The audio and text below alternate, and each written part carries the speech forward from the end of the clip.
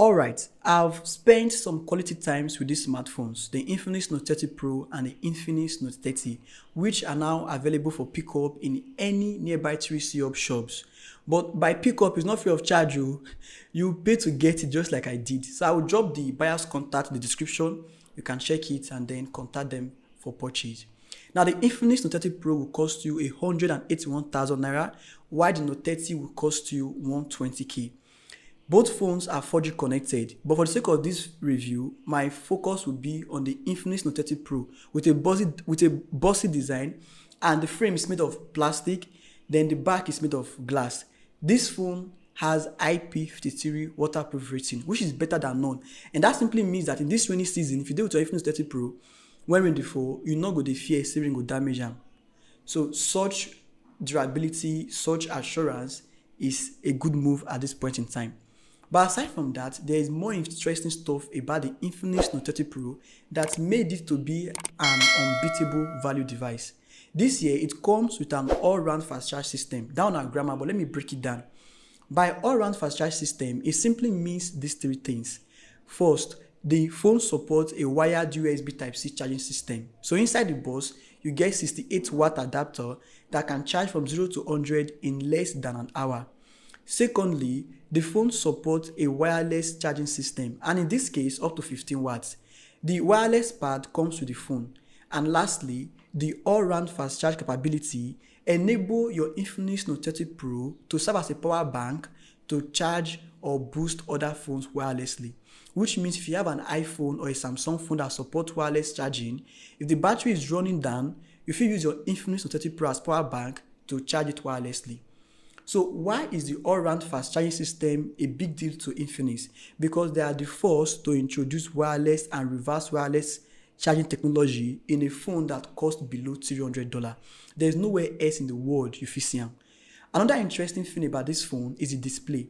Here you have a Super AMOLED touchscreen with variable refresh rate.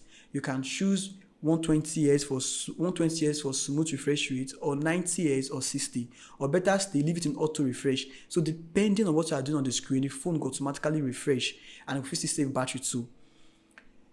Such flexibility is what is lacking in some other mid-range or even some flagship phones. In some phones, you just see the 120Hz or 60Hz, but in this case, you have 90Hz as a middle ground for it to settle with. The display is awesomely bright, especially when you are indoors. And when taking advantage of the display, the media consumption, you notice audio improvement. And that's because Infinix has partnered with JBL for audio tuning. So the dual speakers are improved compared to previous generations. But can it get better? The answer is yes. So I hope the collaboration goes on for a long time, because I'm optimistic of what could be the outcome of their long-term partnership. Now let's talk about the camera. So up front, you have a 32 megapixel selfie camera placed on the dotting display. I'm impressed with the quality, because even in a low light scenario, I could even take sharp images. It misses sometimes but clicks most times.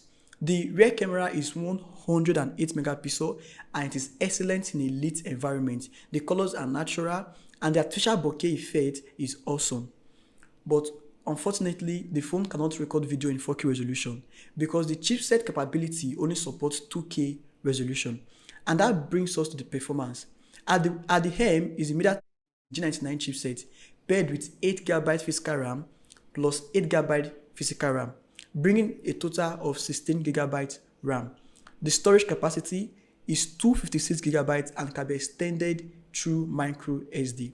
But what is the catch, you may ask? Well, because this phone is not perfect. Well, the phone runs Android 13 out of the box, which is a pro, is an advantage.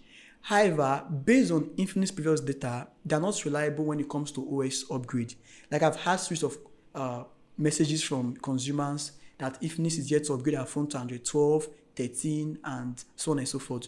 So Infinix doesn't have a good track record when it comes to OS upgrade. So that is one of the catch. Then secondly, the G99 chipset is not 5G connected and there is limitation in terms of its performance, especially when it comes to gaming. And when it comes to battery efficiency, the chipset is top flight, is spot on as a mid-range 4G chipset.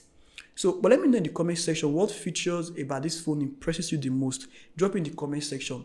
I remember to subscribe and turn the post bell, because in my next video, I'll talk about the Infinix Note 30 VIP and Infinix Note 30 5G. I'll see you guys around in my next one.